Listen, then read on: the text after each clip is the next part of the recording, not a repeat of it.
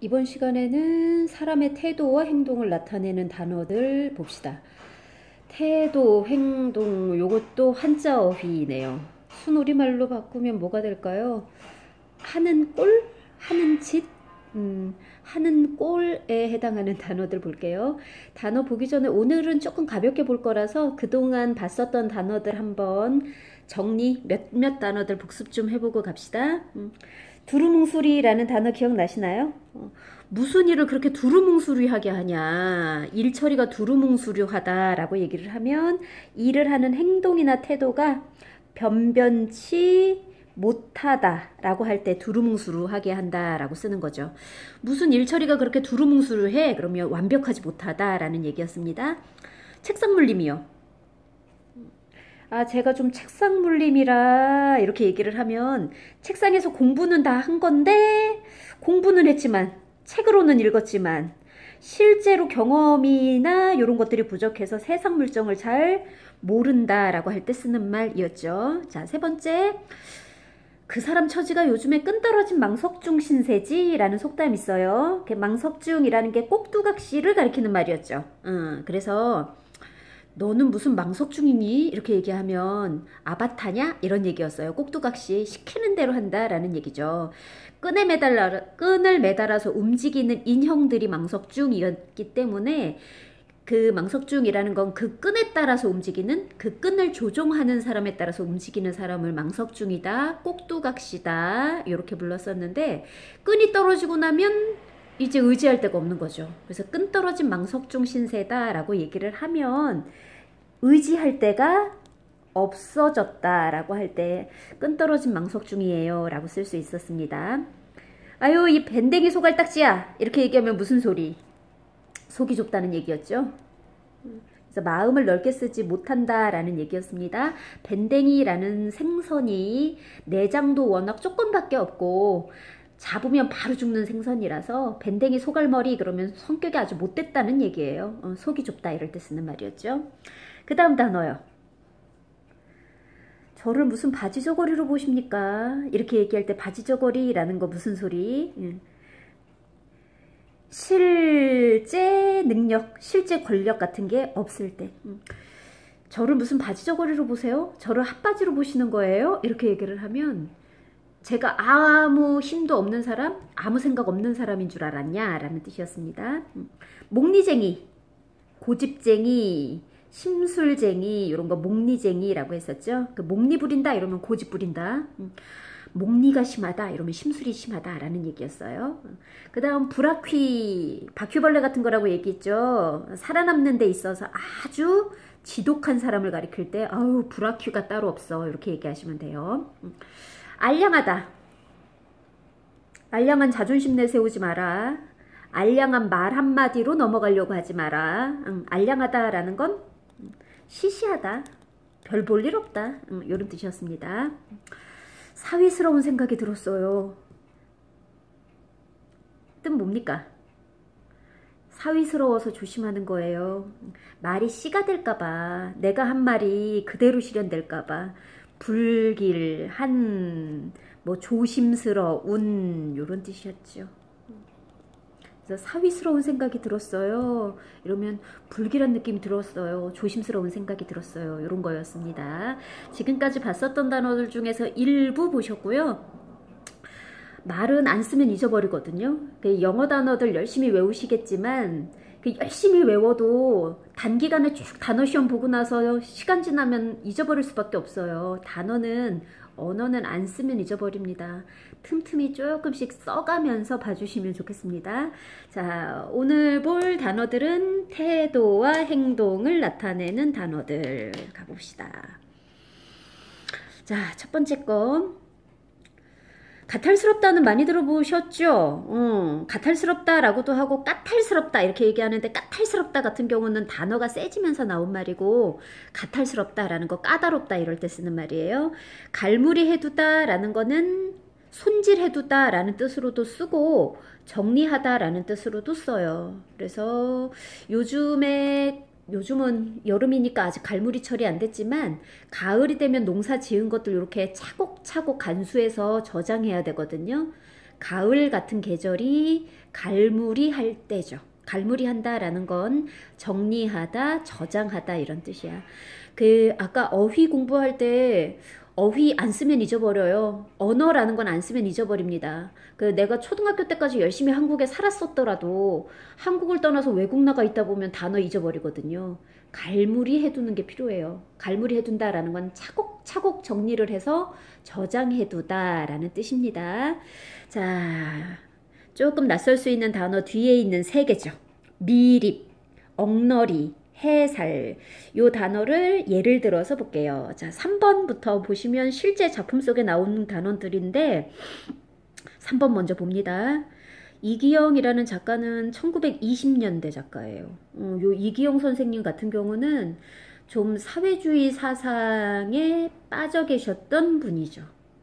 80년대 학교를 다니셨던 분은 요 80년대 공교육을 통해서는 이기영의 소설을 읽을 수가 없었어요. 당시에 이 냉전 체제 중이어서 이런 사회주의 사상을 가지고 있는 건 무조건 공산주의야 라면서 좀 배격을 했었던 시대가 80년대까지는 그랬기 때문에 이기영의 소설을 엄마나 아빠 세대들은 학교에서 공부는 못 하셨을 거거든요. 나중에 해금되고 대학 가서 이제 이기영의 작품을 읽었을 건데, 이기영이라는 작가는 사회주의 사상 가지고 있는 건데 사회주의 사상 나쁘다고 생각하실 수는 없어요. 사회주의가 뭐냐 하면 권력을 가지고 있는 사람들은 이미 권력을 가지고 있는 사람을 기득권자라고 하거든요. 이 기득권을 가지고 있는 사람은 자신들의 기득권을 내려놓고 싶지 않지, 막강한 힘과 권력을 막 휘두르면서 살고 싶죠. 반면에 그 막강한 힘과 권력에 억눌리는 사람들은 조금이라도 내가 살아남을 수 있는 숨구멍을 트기 위해서 몸부림칩니다. 그런데 기득권자 한 명과 몸부림치는 한 사람이 맞붙어서 싸우면 요 몸부림치는 약자는 못 이겨요. 그러니까 사회주의 사상가들이 가지고 있는 1차적인 생각은 요 약자들은 1대1로 권력자랑 싸워서는 못 이긴다. 우리 힘을 모아야 돼. 나무 작대기 하나는 부러뜨릴 수 있어도 작대기가 100개 모이면 쉽게 못 부러뜨리고, 10,000개가 모이면, 가느다란 몽둥이라도 10,000개가 모이면 그 힘이 세다. 그러니까 힘없는 약자들은 연대해야 돼 라는 게 사회주의 사상가들이 요 사회체제를 개선시키는 방법이었거든요. 그래서 이기영의 소설의 흑 같은 경우를 보면 주인공이 농촌에 내려가서 일제강점기 때 농민들, 전에 만무방 얘기하면서 잠깐 또 얘기를 했었는데, 동양 척식 주식 회사가 생기고 이 소작을 주는 단계가 막 5단계 6단계 내려가면서 소작 짓던 농민들은 임대료를 2단계 3단계 막 5단계씩 주게 되면서 등골이 휘었거든요. 그러니까 그때 이기영이라는 작가의 고향이라는 소설에서 주인공은 일본 유학을 갔다 온 사람이었는데, 농민들의 현실, 자신의 고향의 현실이 너무 안타까워서 농촌에 투신합니다. 도시에서 직장을 택하는 게 아니라 농촌으로 내려와서 두레를 재결성을 해요. 두레라는 게 농민들의 원래 노동력의 공동체였었는데, 그 두레를 결성을 하고 청년 두레부터 시작해서 계몽을 하는 거죠. 각성을 해서 지금의 소작 구조가 어떻게 잘못됐고, 지금의 지주 구조는 왜 바꿔야 되고, 노동의 가치가 신성한 것이기 때문에 일을 해서 먹고 산다, 농민으로서 땅을 파먹고 산다라는 걸 어쩔 수 없이 하는 일로 부끄럽게 생각할 게 아니라 노동의 신성한 가치, 농사 짓는 것의 신성한 가치를 깨닫게 한다, 뭐 이런 걸로 되어 있는 게 고향이라는 소설이었고요. 봄이라는 소설도 마찬가지예요. 이기영이라는 작가는 이렇게 농민, 노동자, 이런 사람들이 농민이 하는 일 되게 숭고하고 가치 있는 일입니다. 노동자들의 노동만큼 숭고하고 가치 있는 건 없어요. 농민과 노동자가 제대로 대우를 받는 게 바람직한 사회의 모습이고, 그 사회의 모습을 자본을 가지고 있는 사람들이 노동자가 더 훌륭하게 잘 살아야지 이렇게 내버려 두지는 않을 거기 때문에 노동자와 농민들은 연대를 해서 노동의 가치를 실현합시다, 이런 걸 작품으로 쓰셨던 분이에요. 1920년대. 그래서 일제는 되게 싫어했죠. 이런 사람들이 독립운동을 하는 사람이기 때문에 일제가 상당히 싫어했었고, 일제강점기가 지난 이후에도 이기영은 사회주의자 이러면서 이기영의 작품을 인정을 해주지 않았었으나, 90년대 이후로는 다시 이기영의 작품의 가치가 인정을 받고 있습니다. 자, 이 이기영의 소설 봄 중에 한 구절이에요. 3번. 다른 사물에는 어두운 대신 노동을 하는 데에는 미립이 환하였다. 이렇게 나와요. 그 미립이라는 게 뭐냐 하면 미리 뭐 부모로부터 배운 것도 없고 학교를 다니지도 못했기 때문에 다른 사물에는 좀 어두워요. 무지랭이였지만 다만 어려서부터 집안 형편이 어려웠고 노동을 하면서 생활을 했기 때문에 자기가 하는 일은 손에 익고 몸에 익어서 환하다는 얘기죠. 이렇게 경험에 의해서 손에 익고 몸에 익어서 경험으로 익숙해지다.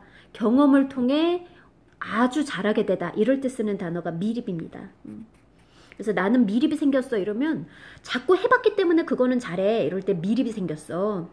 노동에 미립이 환해 이러면 나 일은 되게 잘해. 수학에 미립이 환해 이러면 나 계산은 되게 잘해. 어려서부터 막 구문학습하고 이랬더니 내가 계산에는 미립이 환하지 이러면 많이 해봤기 때문에 잘해. 이럴 때 어디에는 미립이 환하다 라는 표현을 써주시면 되겠습니다. 자, 그 다음 4번도 볼게요. 문순태 선생님의 작품은 뭐 철쭉제 같은 작품. 나중에 고등학교 모의고사 푸실 때 보면 문순태 선생님의 철쭉제나 징소리 같은 소설을 다시 보시게 될 거예요. 그 문순태 선생님은 요 서민들의 삶의 애환 같은 거 담은 작품들 좀 많이 쓰셨어요.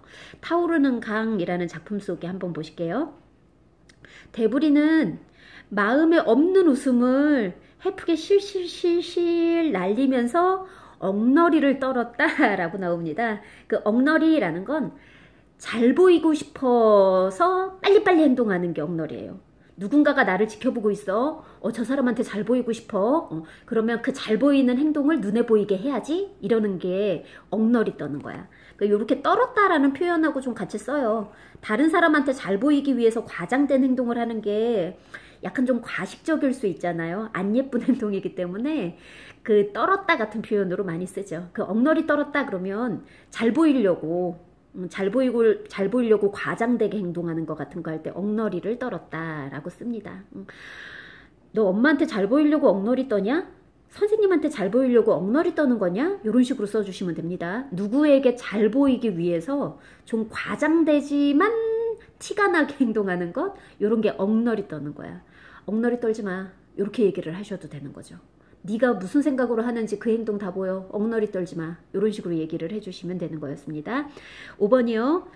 그는 자꾸만 잘 돼가는 일에 해살 놓았다. 이렇게 쓰시면 돼요. 해살을 놓다라는 게 회방하다라는 뜻이야. 그 누군가가 잘 되는 게 사촌이 땅을 사면 배가 아프다라는 속담이 있거든요. 그 내 옆에 있는 친구도 나도 힘들고 이럴 때는 우리 힘들지, 우리 같이 잘 버티자 이러고 있다가 그 친구가 갑자기 잘 되면 좀 배가 아프죠. 나는 잘 안 됐는데 쟤 왜 이렇게 잘 됐어? 샘난다 이렇게 될 수 있거든요. 그랬을 때 그거 일이 잘 될 것 같은 거를 가서 해방 놓고 방해하고 이럴 때 해살 부린다, 해살 떤다 이렇게 씁니다. 그 해살이라는 건 회방, 방해와 같은 말이라고 생각하시면 돼요. 자, 밑에 있는 단어들 봅시다. 노느매기라는 거는 노는다 라는 말이 있어요. 나누다 라는 거는 이렇게 분할할 때 나누다 이러고요. 몫을 나눠줄 때 노는다 라고 하거든요. 그래서 노누매기라고 하면 그렇게 몫을 이거는 네 몫이야, 이거는 내 몫이야, 이거는 엄마 몫으로 빼두자 이렇게 이렇게 각각 갖는 그 몫을 나누는 건 나눈다라고 안 하고 몫을 노누다 또 이러거든요. 그 몫을 나눠 놓은 걸 노느매기. 피자를 노느매기로 먹었다 이런 식으로 쓰는 거죠. 피자 16조각을 노느매기로 2조각씩 먹었어요. 이렇게 나눠 놓은 몫을 노느매기라고 합니다. 그 음식 같은 거를 우리는 원래 공동체여서 농촌은 공동체거든요. 점심 같은 거 먹을 때 일하다가 그 주인집 아줌마가 새참 같은 거 이렇게 큰 소쿠리 같은 거에 이고 온단 말이야. 밭으로 소쿠리에 새참 같은 거 이렇게 이고 와서 뭐 때로는 비빔밥 쏙쏙 비벼주고 이러면 이렇게 자기 몫으로 떠가서 이렇게 노나 먹는 거거든요. 그 노나 먹는 몫이 노느맥이죠. 노누매기가 있는데 왜 너만 더 먹으려고 그래? 이런 식으로 나눠놓은, 놓아놓은 그 몫을 노누매기라고 해요. 둘에는 농촌 공동체, 일 혼자 하면 힘드니까 우리 모여서 같이 노동 공동체 만들고, 오늘은 희순의 집 일 해주고 내일은 민준의 집 일 해주고 수연이네는 세 번째 집으로 가자, 뭐 이런 식으로 해서 그 일, 노동을 같이 할 수 있는 공동체를 만들어 놓고 함께 일을 나눠 하는 게 두레입니다.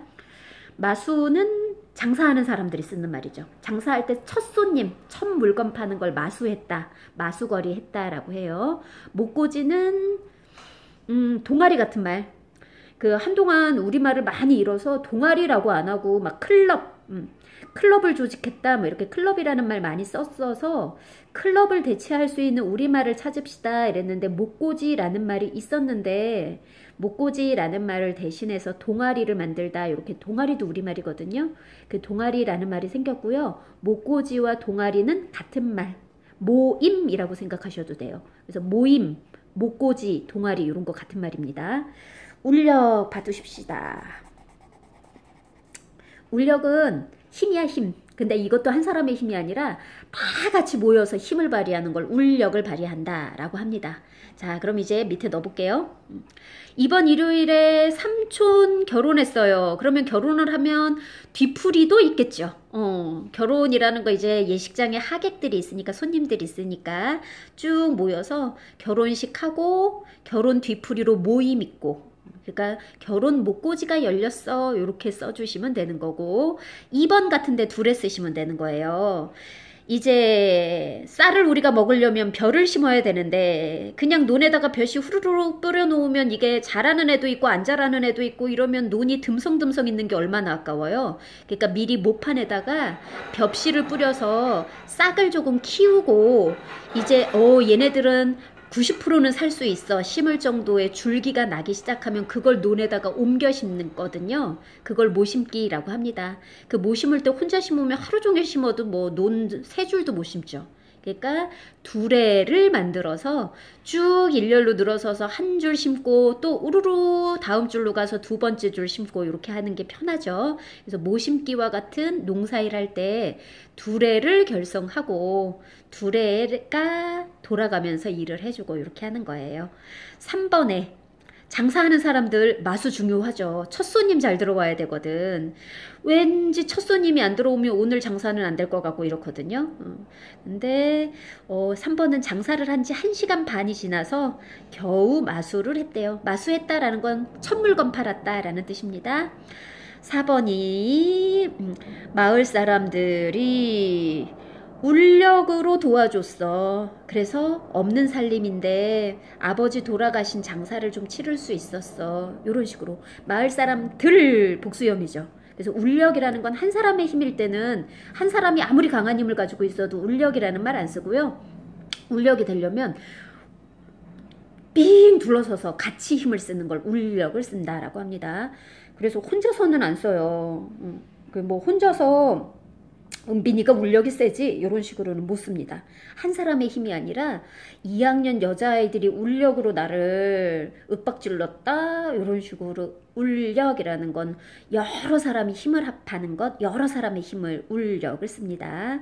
자, 5번은 박완서 선생님의 소설. 요거는 단편이 아니라 장편이고 성장소설이에요.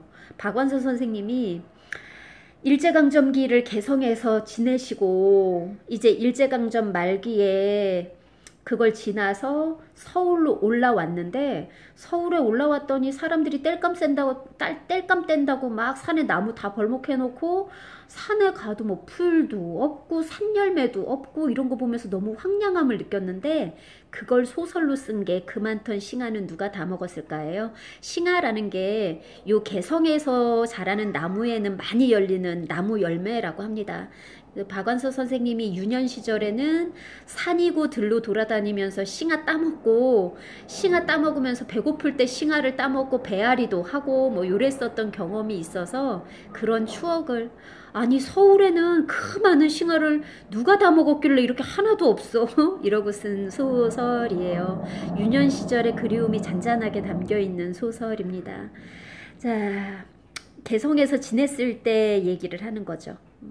개성에서는 추석이 되면 송편 보따리를 끌러서 그 큰 집, 작은 집, 요 두 집이 할머니가 만들어주신 송편을 두 집이 공평하게 노느매기를 하는 거예요. 공평하게 몫으로 나누는 거죠.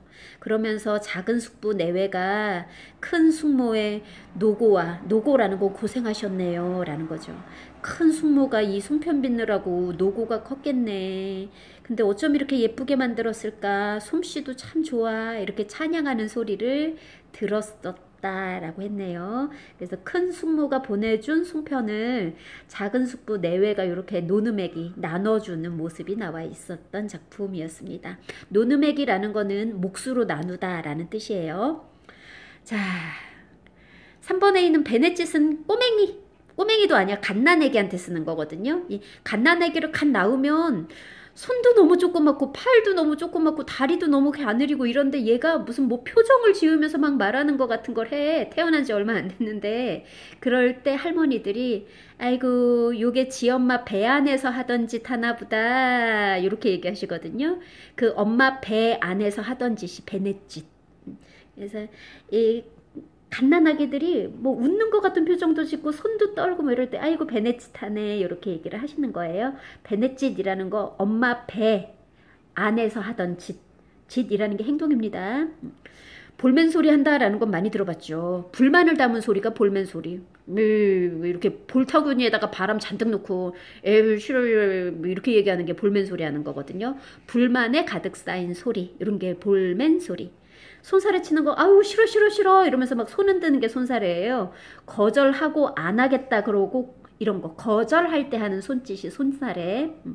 애먼 소리는 억울한 소리죠. 자, 눈여겨서 봐주셔야 될 거는 잡돌이. 내가 이번 참에 우리 애들 한번 확 잡았지 이렇게 쓰거든요. 무섭게 혼날 때 잡았다라는 말을 씁니다. 그래서 잡돌이라는 건 아주 이번 판에 확 잡을 거야 이런 게 잡돌이 하는 거예요. 매섭게 다 잡는 모양을 얘기를 하는 거고 매섭게 다 잡았다라는 건 좀 엄하게 가르치는 거라고 생각하시면 됩니다. 옛날에는 부모님들이 엄하신 부모님이 많아서 많이 혼나. 많이 혼날 때 이게 당하는 사람 입장에서는 내가 별로 잘못한 것 같지도 않은데 우리 엄마가 좀 많이 심하게 혼낸다 이런 느낌이 들 때가 있어요. 근데 엄마가 이게 무질서하고 무계획적이어서가 아니라 평상시에 이렇게 행동을 좀 보는 거지. 근데 한 번 참고 두 번 참고 어디 한 번 더 걸려봐라 이러고 이를 악물고 있다가 이게 세 차례 네 차례 어디 봐 다음에 어디 걸리기만 걸려봐 이러고 있던 차에 딱 걸리면 한 내 입장에서는 아니 뭐 그렇게 말할 수도 있지 싶었던 걸로 크게 혼날 때 있거든요. 그거 엄마가 벼르고 별렀던 거야. 어디 한번 걸려봐라 내가 잡돌이 한번 해준다 이런 거거든요. 그 잡돌이 한다라는 건 확 잡는다는 얘기예요. 엄하게 단속하다 엄하게 꾸중하다 이럴 때 잡돌이 한다라고 쓰는 거죠. 자 1번 아이예요. 아이는 이따금씩 베넷짓을 하면서 편하게 잠들었다 이런 식으로 쓰면 되고 2번은 한승원 선생님 되게 딸 때문에 더 유명해지신 분이죠. 아재아재 바라아재라는 소설 쓰신 분이고요. 이 옛날 세대들은 요 아재아재 바라아재라는 게 영화로 돼서 강수연이라는 배우가 해외영화제에서 요 작품이 아닌가? 그 시바지라는 영화로 아마 해외영화제에서 상을 받고 그 후속 작품으로 아재아재 바라아재라는 영화를 또 찍었을 거예요. 그 아재아재 바라아재라는 그 작품을 쓰신 분이 한승원 선생님이신데 지금은 연세 많으십니다. 요 한승원 선생님도 소설가로서 되게 유명하신 분인데 딸 때문에 더 유명하죠. 딸이 한강이에요. 그 한 4, 5년 전에 맨부커상 받은 사람. 맨부커상이 영국에서 주는 상이지만 책을 발간하는 사람들한테는 되게 영화로운 상이거든요. 그 해에 가장 주목할 만한 책에 주는 상인데 그걸 영국에서 주는 상을 우리나라 작가인 한강이 채식주의자로 받았어요. 그 한강의 아버님이십니다. 자, 그 한강의 작품은 채식주의자는 상은 받았지만 조금 호불호가 있어요. 안 좋아하는 사람도 있는데 한강의 작품으로는 5.18의 아픔을 담은 소년이 돌아왔다 같은 작품도 있고 좋은 작품들이 많이 있습니다. 자, 2번 봅시다. 그 한승원 선생님의 헤일은 이제 바닷가에 있는 어부들의 삶의 모습, 강인한 삶의 모습 이런 것들 나오는 건데, 그는 전작이 있다고, 술자리에서 이미 술을 마신 걸 전작이 있다 그래요. 이미 술을 마셨다고, 아, 저 이제 그만 마실래요. 이렇게 손살에 치다가, 아, 그럼 한 잔만 더 하겠습니다. 이러고 술잔을 받아들었다는 얘기입니다. 저 전작이 있어서 그만 마실래요? 안 마실래요? 이렇게 거절했다는 상황이잖아요. 이렇게 거절할 때 손 좌우로 아우 싫어 싫어 싫어 이렇게 손치는 게 선사래예요.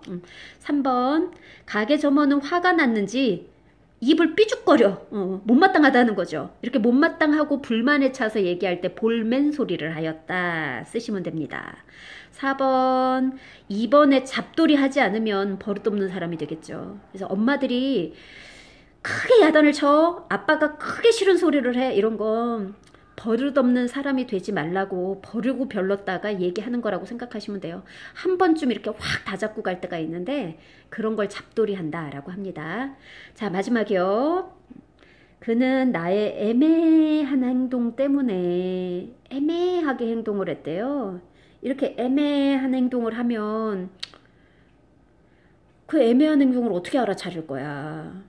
네가 행동을 애매하게 해서 내가 눈치를 못 채고 그렇게 한 거잖아. 이러면서 불만이 담긴 소리를 했겠죠. 그래서 이렇게 억울하게 듣는 소리, 애먼 소리 들었다. 내가 안 들을 소리 들었다. 이렇게 쓴 겁니다. 그래서 애먼 소리라는 거는 이렇게 관용 표현으로 좀 붙여서 많이 쓰죠. 애먼 소리 한다. 애먼 소리 들었다. 이렇게 그 애먼 소리 한다라는 건 근거 없는 소리 한다. 애먼 소리 들었다. 그러면 듣기 싫은 소리 들었다. 이런 뜻입니다. 애먼 소리는 좀 억울하게 듣는 소리. 억울하게 듣는 꾸중 이런 거일 때 쓰는 말이었어요. 자, 여기까지 보시겠습니다.